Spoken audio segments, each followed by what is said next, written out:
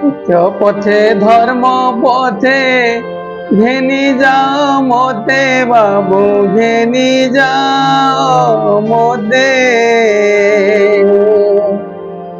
ভাষাও পরাণ মোর তব প্রেম স্রোতে বাবু, তব প্রেম স্রোতে। नमस्कार दर्शक बंधु, जय जगन्नाथ, जय ओडिशा। ओडिशार अगणित मालिका भक्तों मोर कोटि कोटि प्रणाम। मुझे मुकुंद कुमार और आपण मैंने देखुं आपनकर प्रिय भक्त चैनल मुकुंद ओडिया ब्लॉग।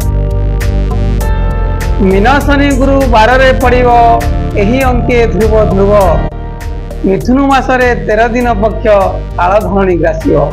तो अच्युतानंद दास से कलिकल्प गीतार लिखिले 32 33 पुणी 34 मीन शनि भोग हेब 2.5 वर्ष।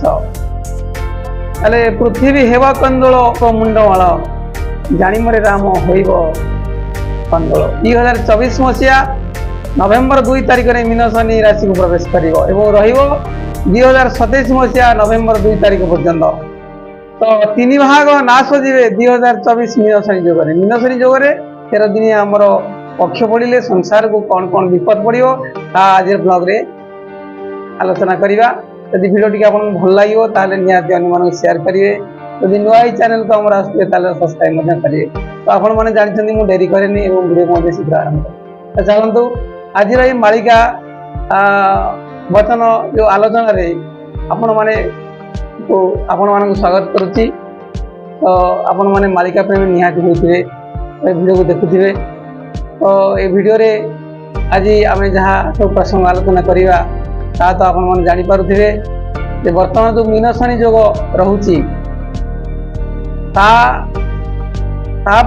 कौन सब आगू घटो देखो। ये मीन शनि जोगरे आम इतिहास कहूँ जो राम और रावण युद्ध होता ये मीन शनि जोग होता। पुणी जो महाभारत युद्ध होता कौरव और पांडव मान मध्य आमर मीन शनि जोग होता 13 दिनिया पक्ष पड़ता। तो यू आम सूचना जानीपे जे आग को आमर निश्चय किसी गोटे अघटन घटो ओडिशा रे विपद पड़ो। आपण मैंने भी देखुं आमर तो राजनीति अस्थिर ओडिशार पुणी सिंहद्वार 4 द्वार खुलिला कौन यार रहस्य आग किसी महाप्रलय हम कि एमती अनेक प्रश्न समस्त मन में बर्तमान उंकी मारुची। तो चलतु जाना 2024 2025 2027 कौन सब घटो आगू मालिकार अच्युतानंद महापुरुष कौन सब लिखिले आमको सतर्क आम आलोचना। 27 अंके समुद्र गर्जीव सिंहासन रे वरुण मक्का मदीना रे घर युद्ध हेब मरिबे पठाण गण। आगे लखेले 27 अंके मड़ा गदा गदा ओडिशा खंड प्रलय डांकिनी जोगिनी माती प्रलय टाणी होइबे। मालिका प्रमाण दूसरी 2027 मसीह समुद्र गर्जी उठिब एवं समुद्र पानी सिंहासन को छुईम। तो मक्का और मदीना रे घर युद्ध हम। तो ए आम जापर 2027 मसीह निहाती गोटे प्रलय जो आसूची। तो ये नहीं आपण मैंने कौन भावुं कमेंट बॉक्स निहाती लिखे मालिकार ये कथा सब कौन सतरे सत हम।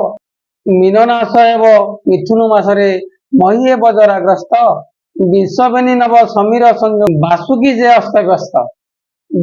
मीन शनि जोगे नाश हेउथिब 28 जे कांतार गुप्त मारुणी लगी रही त्रिविंश शबद घोर।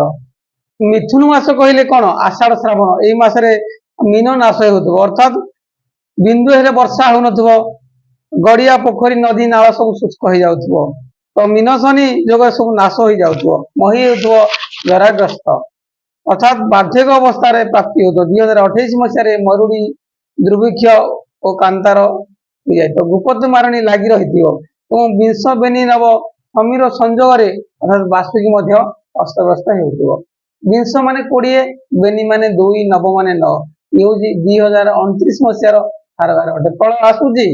षड़चक्र एककर ग्रंथ यही अंक एक द्वितीय प्रकरण गणना करा विंश मान 20 दिखाई संकेत किंतु ये अंकर गणति आम फलप्रद हो पारा ना। तो ये अंकरे आधारित भक्त मान चेता घर तत्व प्रदान कर भक्त मान सुदया करुवी 2-3-0 माने 2030 मसीहार ठारगार अटे यही अंकरे कटकर कालिया बदारे गुजुरी राहस मन हो जोगी मैंने बणा हो जाऊे आउ किए संभाल पड़ुव 2030 मसीहा ठीक घाटी अटे तेणु दर्शक बंधु मालिकार कथा सब सत होपरी केते दिन दिन बीती जीव बाबू दिन बीती जीव मालिकार कथा सबू सत जे होइब बाबू सत जे होइब